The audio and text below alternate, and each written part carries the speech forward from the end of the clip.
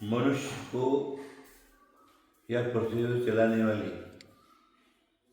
जीव को, चराचर पदार्थ को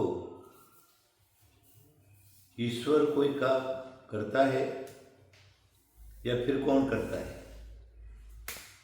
क्योंकि पृथ्वी में संचालन तो हो रहा है, सारे लोग इधर से उधर चलायमान हो रहे।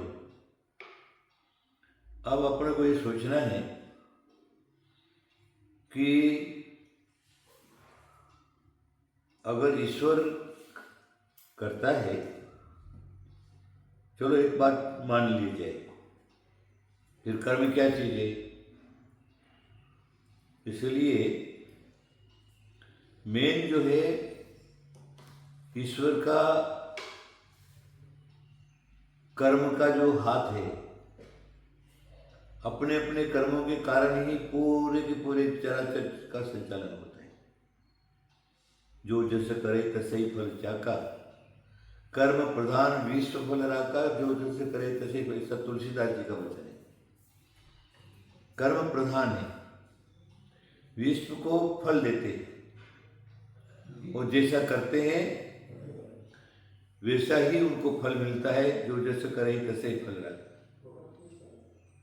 इसलिए हम ईश्वर के ऊपर नहीं डालें,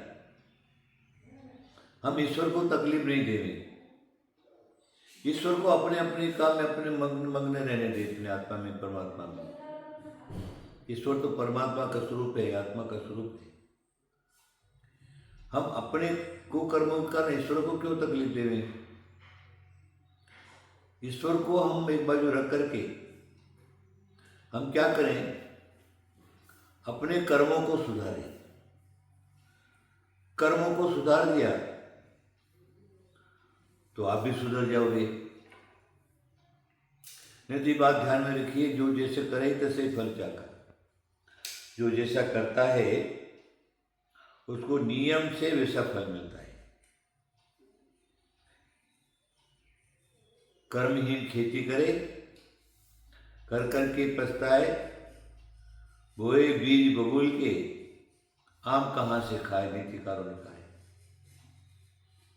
कर्महीन अगर खेती करने लगा तो उन्होंने कहा कर्म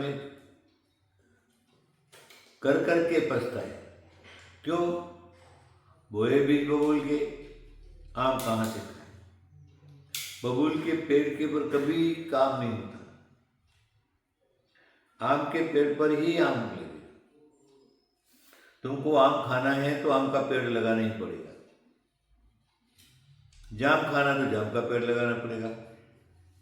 जामुन खाना तो जामुन का पेड़ लगाना। जो जो खाना है तुमको उसका पेड़ लगाना परम आवश्यक है। अब तुम बबूल के बीज डाल दिए और सोचो गेहूं की खेती हो जाएगी, कैसे होगा? गेहूं पक जाएंगे, धान पक जाएंगे, चना पक जाएंगे, उड़द पक जाएंगे, कैसे पकेगा? क्योंकि बीज तो तुमने बबूल का डाला ना। तो सिर्फ मेरे कहने का आशय क्या है, तुम मनुष्य हो, स्वयं स्वयं का कर्ता। व्यक्ति अपने कर्मों का आप ही करता है, अपने कर्मों का फल भी आप ही भोगता है। तुम करो और दूसरा फल भोगे, ऐसा कभी नहीं होता। तुम करो, अच्छा करे कर्म तो तुमको अच्छा फल मिलेगा। तुम बुरा कर्म करोगे तो बुरा फल मिलेगा। इसलिए कर्म ही प्रधान है।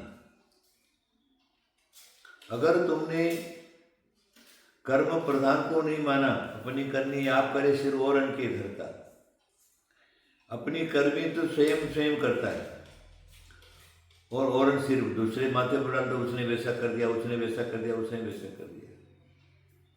अरे उसने वैसा नहीं किया, तुमने जैसा किया वैसा ही फल तुमको मिलता है। नियम है ऐसा। इसलिए हम कर्म करते समय ध्यान में रखें कि आखिर हम कर क्या रहे हैं।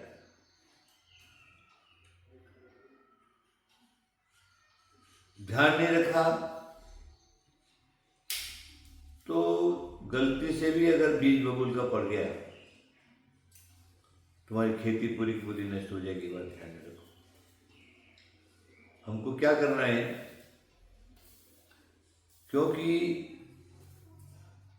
ईश्वर ने भी हमें कर्म करने के लिए बताया। जब ऋषभदेव ने सृष्टि की रचना करी ब्रह्मा ने, तो उनको सबसे पहले कर्म करने को बोला। तुम क्या करो, हसी मसी कृषि सेवा वाणी शिल्प, जो सत्कर्म है वो कर्म करोगे तो फल भी पाओगे और तुम्हारे जीवन का निर्वाह अच्छा होगा, परिवार का पालन अच्छा होगा और लौकिक व्यवहार जितना है वो सारा का सारा अच्छा चलेगा। इसलिए हम क्या करें, लौकिक व्यवहार को चलाने के लिए, संसार को चलाने के लिए, परिवार को चलाने के लिए जैसा भगवान ने हमको कहा है उसके अनुसार हम चलें। सुख और शांति का मात्र एक ही उपाय है। इसलिए हम ईश्वर की आराधना अवश्य करें। ईश्वर को कभी भूले नहीं, भगवान को कभी भूले नहीं, प्रभु को कभी भूले नहीं। उनका वास हमारे हृदय में होना। जिसके हृदय में प्रभु है, ईश्वर है, वो कभी गलत काम कर ही नहीं सकता, वो कभी गलत रास्ते चल ही नहीं सकता। वो जो क्या है,